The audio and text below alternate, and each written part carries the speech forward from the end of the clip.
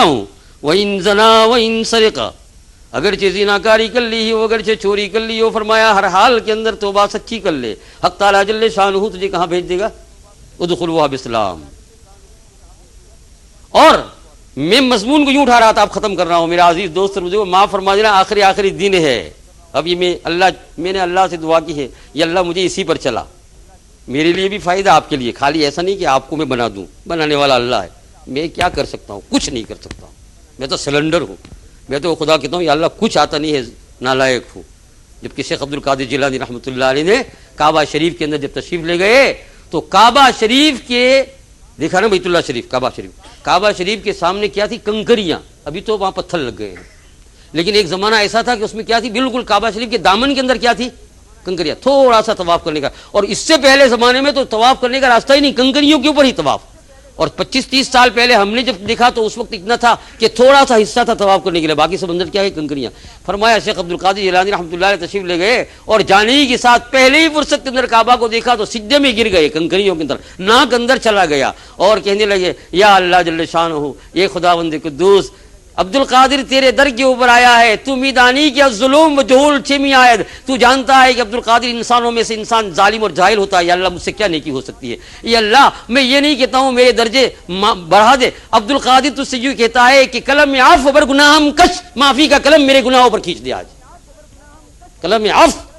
قلم عفو بر گناہم کش، عفو مانے معافی، قلم مانے قلم، کش مانے کھینچ دے، یا اللہ کوئی درجہ نہیں مانگتا ہوں، کچھ نہیں، دنیا لاکھ کہتی پھرے کہ عبد القادر جیلانی رحمۃ اللہ علیہ اولیاء کا سردار تھے، واقعی تھے، لیکن انہوں نے اپنے دماغ، دنیا لاکھ کہے کہ بڑے بڑے اولیاء ان کے جو ہے ان کے چلنے کی جگہوں کے اوپر اپنی چادریں بچھا دیتے تھے، امامے بچھا، ٹوپی بچھا دیتے تھے، تاکہ میرا ان کا پاؤں اگر میری ٹوپی کے ساتھ لگ گیا تو میرا کام کیا بن جائے، اور بن جاتا، جو خدا کا ہوتا ہے خدا اسی کا ہو جاتا ہے۔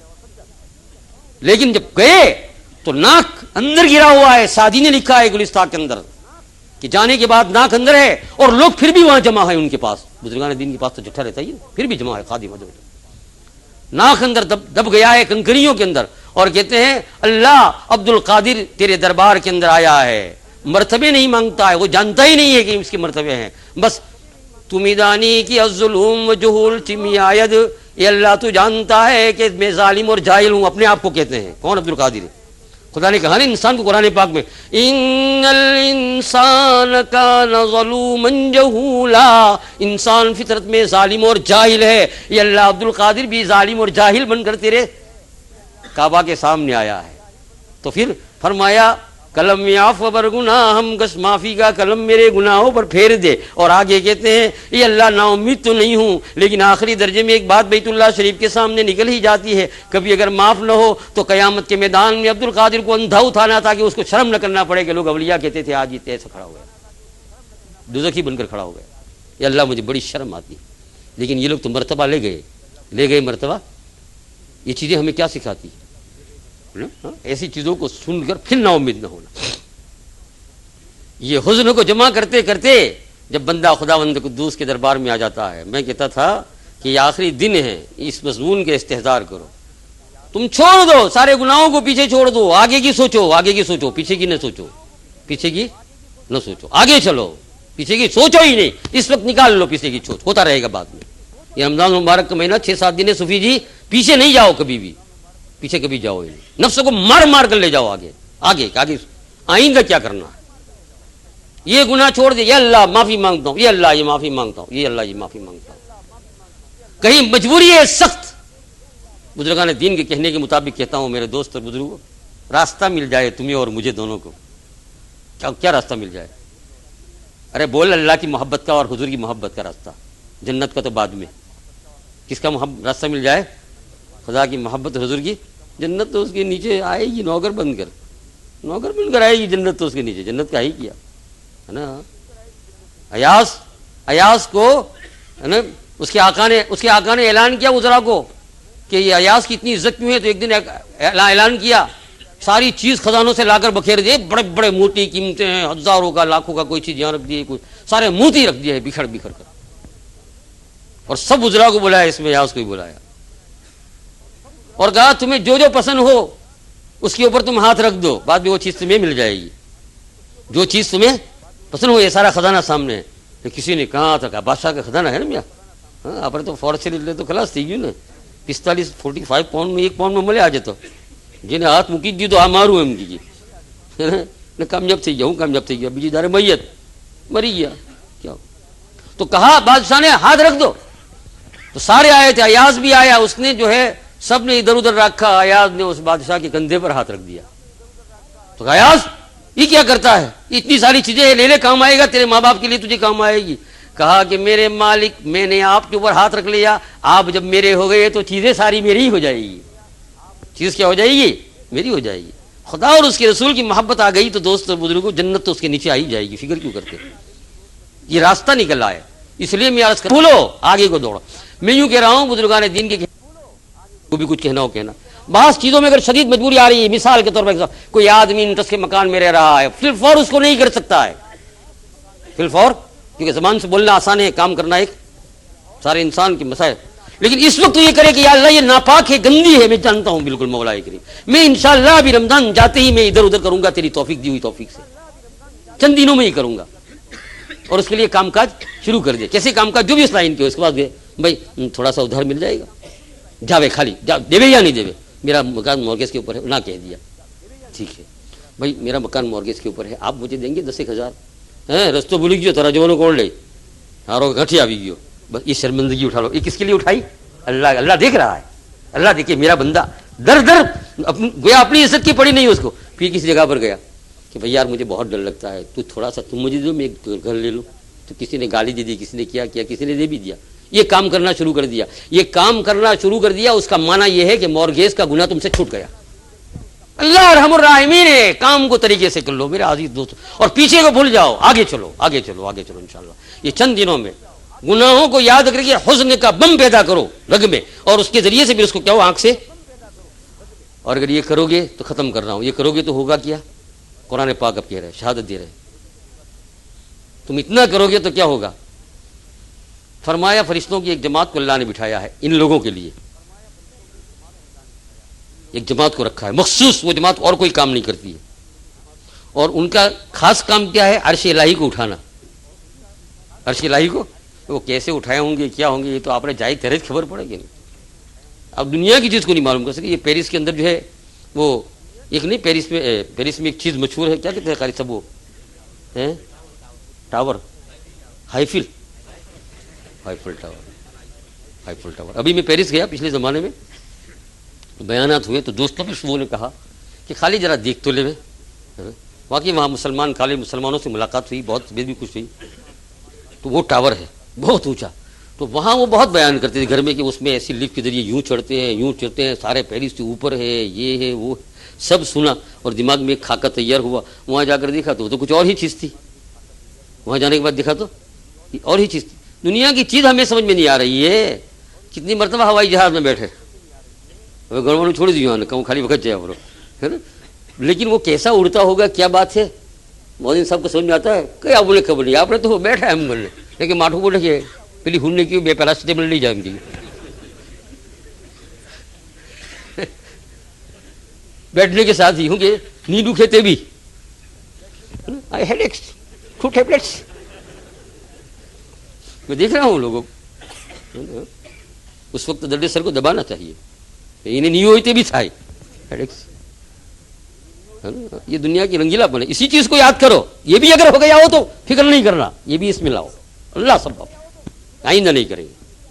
وہ کیسے اڑتا ہے, کیا اڑتا ہے, وہ کس لیے چابی مارتا ہے, کیا کرتا ہے, کیا کرتا ہے, کیا کرتا ہے, پتہ ہی نہیں. بڑے بڑے میں ایڈمنٹن سے جو ہے وینکوور جا رہا تھا ہوائی جہاز کے اندر, تو بڑا ہوائی جہاز نہیں تھا لیکن پھر بھی بڑا تھا. تو وہاں ایسا تھا کہ وہ جو ہے باہر کے لوگ اگر کوئی دکھنا چاہے اور ریکویسٹ کرے تو وہ لوگ دیکھ سمجھ کر کہ بھائی یہ کون ہے, کہاں سے آیا ہے, تو پھر وہ چالو ہوائی جہاز کے اندر. لیکن پہلے ذرا دیکھتے ہیں, نہیں کہ بولو انڈر ہنٹا لاوے لو بھائی, پوچھ کے یار you are go in England shirt hijack, مصیبت. تو پہلے کہنا پڑتا ہے. تو ہمارے ساتھ پتہ نہیں کون ساتھی کوئی تھے یہاں, تو انہوں نے جو ہے ریکویسٹ کی کہ یہ انگلینڈ سے ہیں, یہ ہے فلاں فلاں امک ڈھمک, ہے نا یہ. تو کہا ابھی پوچھ کر آتے ہیں, پوچھنے کے بعد پھر وہ اجازت دکھائے کہ یس یو کین گو. تو گئے تو وہ پردہ کھلا, اندر جا کر دیکھے میاں کیا ہوائی جہاز, وہ تو میرے تو سر میں درد ہونے لگا, اتنی ساری چیزیں وہاں تھی. اور وہ بیچارہ یوں پہنا ہوا تھا, یعنی عفریت من الجن بنا ہوا تھا, یہاں کچھ لگایا تھا، یہاں کچھ لگایا، تھوڑی دیر میں یوں کرتا ہے، تھوڑی دیر میں یوں کرتا ہے، تھوڑی دیر یوں پھراتا ہے، پھر بات بھی کرتا جاتا ہے انگلش میں وہ ہمارے ساتھی سے. اس کو پوچھتے ہیں تو سمجھاتا بھی ہے. کہا کہ آپ اتارتے کیسے ہیں؟ تو چلا یوں بھی کرتا ہے کہ آدمی کو نیچے جھک رہا ہے. میں نے کہا بھائی تو حیدرآبادی ون کور جاتے ہوئے. ہاں یعنی وہ خالی چابی سے یوں کرتا ہے تو پلین پورا کا پورا کیا کر رہا ہے؟ جھک رہا ہے. وہ بھی ان کے اوپر پورا اثر پڑتا ہے.